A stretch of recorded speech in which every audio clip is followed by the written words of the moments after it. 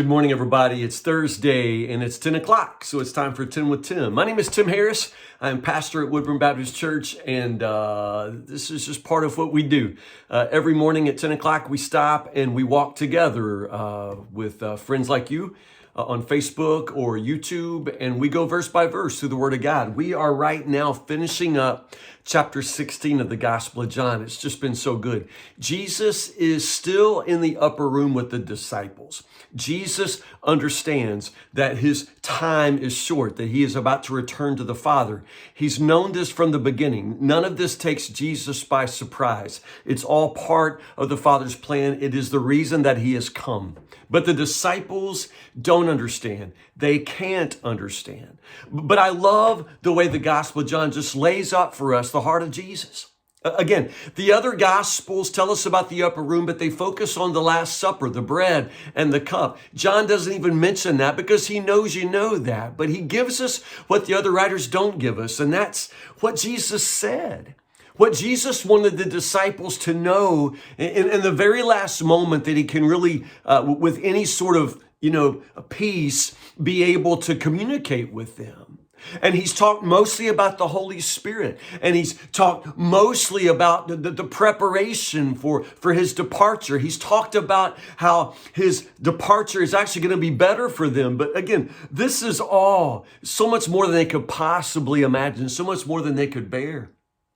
What I love about the heart of Jesus is the fact that in this hour, in the moment that he knows full well what's coming for him, and you understand, he knows what's coming for him. He knows how he will suffer. He knows what this means for him. But in this final hour, these final moments, his concern is not for his own suffering. If this were me, there's no doubt about it, I would be having a panic attack. I would be in a fetal position under a piece of furniture. I'd be hiding. I'd be running. I'd be crying. I would be telling the disciples, poor pitiful me. You have no idea what I'm going through. You have no idea. And you're all going to leave me. I would be coming apart. But Jesus has no regard for his imminent suffering. His concern is the way it's going to traumatize his disciples. He knows what they're about to go through, and he's trying to prepare them. But how can he possibly prepare them? Now, part of the theme in these verses is the fact that Jesus just doesn't come out and say stuff. Why doesn't he just come out and say, okay, this will happen, then this will happen, then this will happen? But he really doesn't. And even he mentions the way that he sort of speaks figuratively and not always plainly. Now, why is that? Well, in the first case, I think we'd have to recognize that what Jesus is saying to his disciples in that moment is not only for them, it's also for us.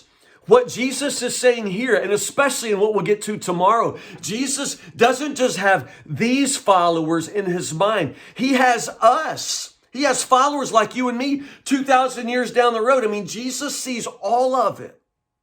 So his words are for those disciples in that night and in that day. But I'm telling you, it's also for us.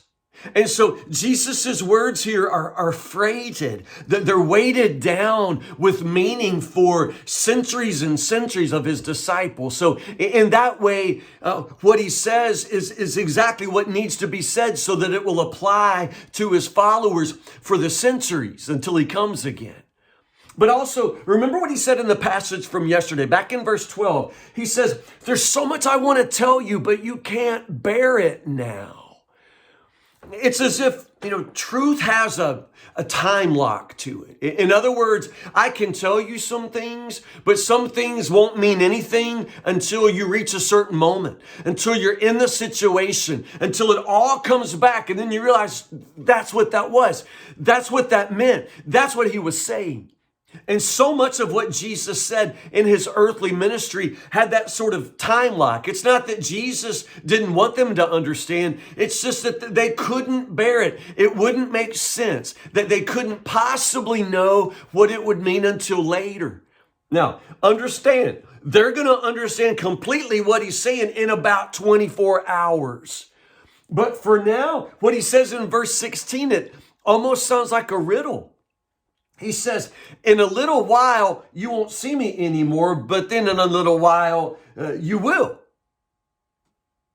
What? I mean, that sounds almost intentionally like it's a brain teaser. In a little while, you won't see me again, but then in a little while, you will. And so the disciples are like, I don't know what that means, but I'm probably the only dummy in a room that doesn't know what that means. I like to ask him what that means, but, we've been up here a long time and it's getting late and, I don't want to be the one to ask. So notice what it says.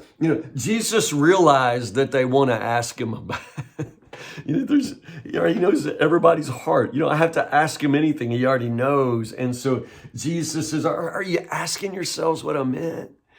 And then Jesus explains, in as much as he explains, he says, I tell you, it's like this. It's like a woman who goes into labor pains. It's like a woman who goes into labor and the contractions, the pains of birth are excruciating, but they don't last long. They don't last long.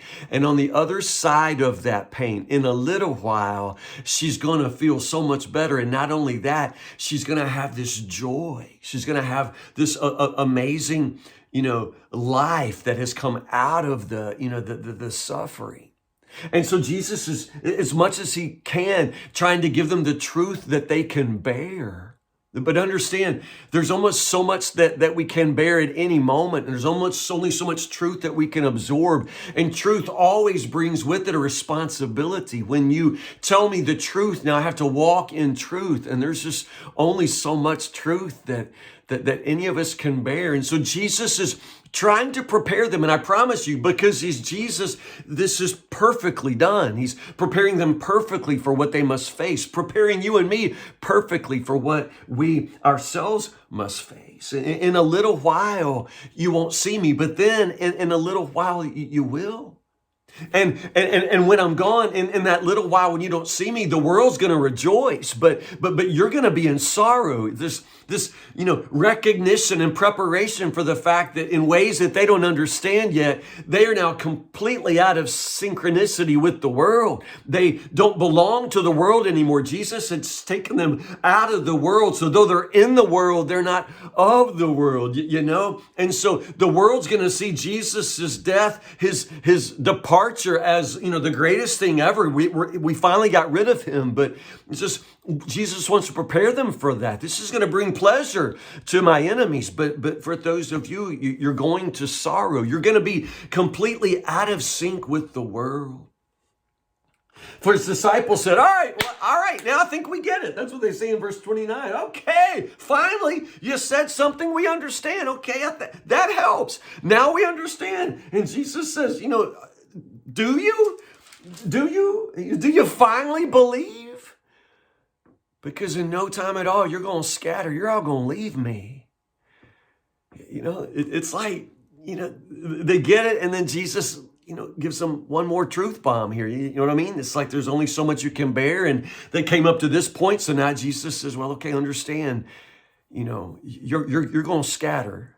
And I know that you are. You see, Jesus, the fact that he tells them in advance, that's going to help them later. You know what I mean? It's going to help them just knowing that Jesus knew. He predicted this. He knows me better than I know myself, You're all going to leave me and I'm going to be alone, but I'm not really going to be alone. The Father will be with me. Jesus faces his death with this confidence because he knows that the Father will be with him. That last verse, verse 33, I quote this verse all the time because I think we need to hear this verse all the time. Understand, these are the last words of what we call the farewell discourse. After this verse, verse 33, what we'll pick up with tomorrow is just the prayer of Jesus, the prayer for his disciples, the prayer Jesus prays for us, you and me in chapter 17. It's marvelous. But the last thing he says before the prayer is this. He says, in this world, you will have trouble.